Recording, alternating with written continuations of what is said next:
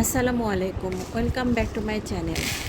আজকের রেসিপি হচ্ছে বাবুর্চি স্টাইলে বুটের ডাল রান্না।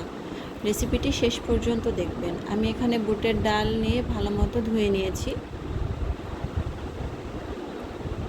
কিছুক্ষণ আমি ভিজিয়ে রেখেছিলাম, আধা ঘন্টা 1 ঘন্টার মতো। এখানে আমি খাসির মাংস এবং চর্বি নিয়েছি, ছোট ছোট পিস করে কেটে নিয়েছি। এবার ভালো মতো ধুয়ে নিব। এখন আমি প্রেসার কুকারে ডালগুলো দিয়ে দিলাম। সাথে আমি 2টা আলু কুচি আর 3টার মতো পেঁয়াজ কুচি করে দিয়ে দিলাম। 5 ফোড়ন গুঁড়া, কাঁচামরিচ গুঁড়া, বাটা মশলা, এখানে আদা রসুন বাটা আছে, স্বাদ মতো লবণ, হলুদ গুঁড়া দিয়ে একটু নেড়ে চেড়ে আমি গরম পানি দিয়ে এটা সিদ্ধ করতে দিয়ে দেব। আর এখানে আমি কড়াইতে তেল দিয়ে দিলাম।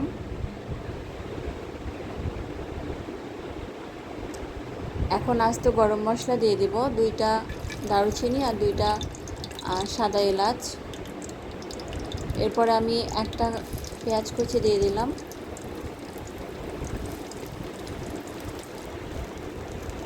মরিচ গুঁড়া,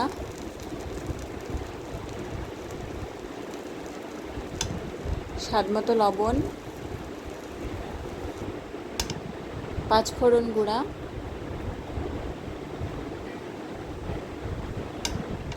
হলুদ গুঁড়া,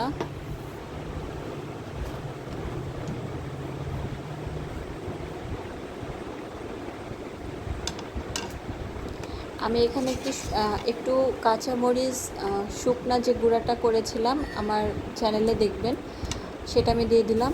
আর এখানে আদা রসুন পেস্ট আমি দিয়ে ভালো মতো মশলাটি কষিয়ে নেব।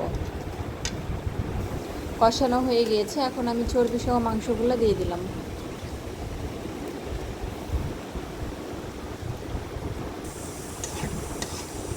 এখন ভালো মতো নেড়ে চেড়ে কিছুক্ষণ কষিয়ে নেব।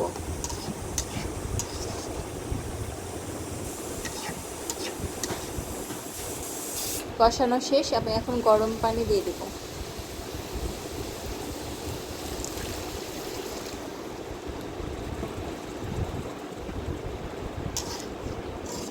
ঢাকনা দিয়ে ঢেকে আমি কিছুক্ষণের জন্য অপেক্ষা করব।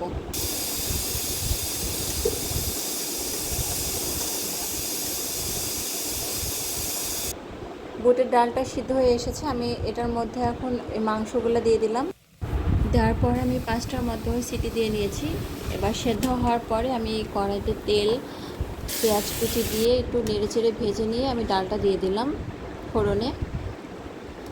এখন আমি জিরা গুঁড়া আর গরম মশলা গুঁড়া দিয়ে দিলাম।